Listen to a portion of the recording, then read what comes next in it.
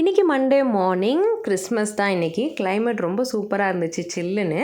அதுக்கு சூடாக Maggi noodles soup செஞ்சு சாப்பிட்லாம் அப்படின்னு சொல்லிட்டு தான் ரெடி பண்ணிகிட்டு இருந்தேன். அதுக்கு வெங்காயம், தக்காளி அவ்வளோதான் தேவைப்படும். முட்டை தேவைப்படும். முட்டை போடாமையே நீங்கள் இந்த சூப் மேகி நூடுல்ஸ் சூப் செய்யலாம். ரொம்ப டேஸ்ட்டாக இருக்கும். அதுக்கு ஒரு கடாயில் பட்டரோ நெய்யோ சேர்த்துட்டு அதுக்கு தேவையான அளவு எண்ணெயும் சேர்த்துக்கணும். அதுக்கப்புறம் பொடியாக நறுக்கி வச்சுருக்க வெங்காயம், தக்காளி ஆட் பண்ணி கொஞ்சோண்டு உப்பு போட்டுக்கலாம். சீக்கிரம் வதங்கணுங்கிறதுக்காக இஞ்சி பூண்டு பேஸ்ட்டு போடணும். என்கிட்ட இஞ்சி பூண்டு பேஸ்ட் இல்லாததுனால அதில் கொஞ்சோண்டு இருந்ததை போட்டு தண்ணி அலசி ஊற்றிட்டு அந்த வாசனை வரணும் இல்லையா, அதுக்காக பண்ணிவிட்டேன். அதுக்கப்புறம் தேவையான அளவு முட்டை, நான் 3 முட்டை எடுத்துருக்கிறேன்.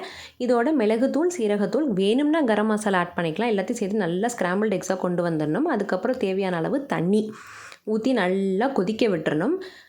இதோட டேஸ்ட் மேக்கர் ஆட் பண்ணிக்கலாம். கொஞ்சம் ஃப்ளேவர் என்ஹான்ஸ் பண்ணி நல்லாயிருக்கும் சூப்பு சாப்பிட்றதுக்கு. எல்லாம் போட்டுட்டு தண்ணி ஊற்றி நல்லா கொதிக்க விட்டதுக்கப்புறமா நொறுக்கி வச்ச நூடுல்ஸை தான் ஆட் பண்ணணும். முழுசாக போட்டுறக்கூடாது, ஏன்னா இது வந்து சூப்பி நூடுல்ஸ். நொறுக்கி வச்ச நூடுல்ஸையும் போட்டு நல்லா கொதி வரட்டும். மீன்வேல் நம்ம பாதியாக யூஸ் பண்ணிவிட்டு நிறைய கவர் வச்சுருப்போம்ல, ஸ்நாக்ஸ் இந்த மாதிரி நூடுல்ஸ், நிறைய மாவு பேக்கெட்லாம். அதுக்கு இந்த கிளிப் வந்து ரொம்ப யூஸ்ஃபுல்லாக இருக்கும். டிமார்ட்டில் கூட அவைலபிளாக இருக்குது, நிறைய அமேசான், மீஷோவில் கூட இருக்குது. கண்டிப்பாக செக் பண்ணுங்கள். இப்போ நூடுல்ஸ் ரெடி ஆகிடுச்சு. அதுக்கு மேலே கொஞ்சோண்டு பட்டர். இந்த கிளைமேட்டுக்கு சளி பிடிக்கும் இல்லையா, அதனால் கொஞ்சம் பெப்பரையும் தூவிட்டு பசங்கள்கிட்ட கொடுத்துட்டு ஜம்முன்னு சாப்பிட்டாங்க. நீங்களும் வீட்டில் ட்ரை பண்ணி பாருங்கள்.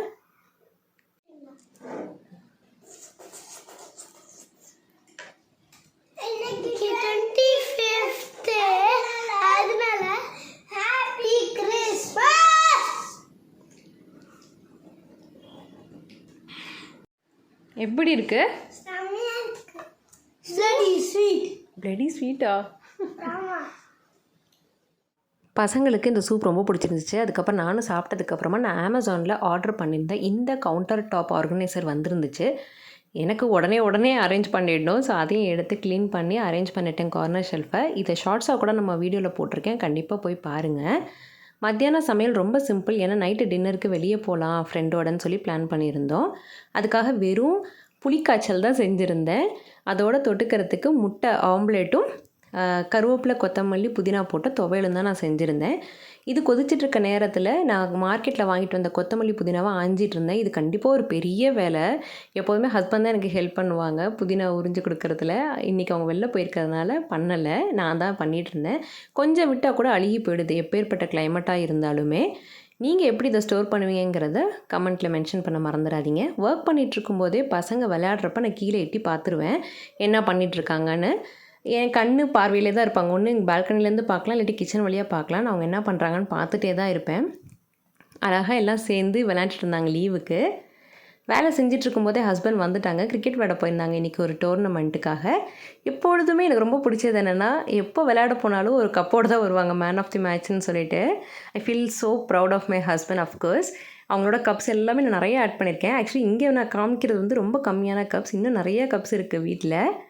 மத்தியானம் எல்லோரும் வந்துட்டாங்க, ஹஸ்பண்ட் வந்தாச்சு, பசங்களும் வந்துட்டாங்க. ஸோ மத்தியானம் நான் சொன்ன மாதிரி புளி சாதம், ஆம்லெட் வித் துவையல், இதுதான் எங்கள் மத்தியானம் சாப்பாடு. நீங்கள் உங்கள் கிறிஸ்மஸ்லாம் எப்படி செலிப்ரேட் பண்ணிங்கங்கிறத கமெண்ட்டில் சொல்லுங்கள். இந்த டைம் எனக்கு லீவ் இருந்ததுனால ஃபேமிலியோட டைம் ஸ்பெண்ட் பண்ண முடிஞ்சிச்சு. எல்லா பசங்களுக்கும் 10 நாள் லீவ் விட்டதுனால அவங்களுக்கு செம்ம ஜாலியாக இருக்குது. முன்னாடிலாம் எங்களுக்கு 2 days 3 days லீவ் விட்டால் கூட ஊருக்கு கிளம்பி போயிடுவோம். அந்த ஸ்கூல் டைம் எல்லாமே இப்போ தான் ஞாபகம் வருது. கொஞ்சம் ரெஸ்ட் எடுத்து முடித்ததுக்கப்புறமா நைட்டு டின்னருக்கு நாங்கள் வெளியே கிளம்பிட்டோம். எலக்ட்ரானிக் சிட்டியில் உள்ள பார்பிக்யூ கிங்டம்ங்கிற ஒரு பஃபே ஹோட்டலுக்கு தான் போயிருந்தோம். அதோட வீடியோ நெக்ஸ்ட்டு ஷார்ட்ஸில் நான் அப்லோட் பண்ணுறேன். போகிற வழியில் இந்த கிறிஸ்மஸ்க்கு எல்லாம் அரேஞ்ச் பண்ணியிருந்தது எல்லாத்தையும் பார்த்துருந்தோம். அந்த ரெஸ்டாரண்ட் போனதுக்கப்புறம் பார்த்திங்கன்னா நாங்கள் மட்டும்தான் அந்த ஹோட்டல்லே இருந்தோம்.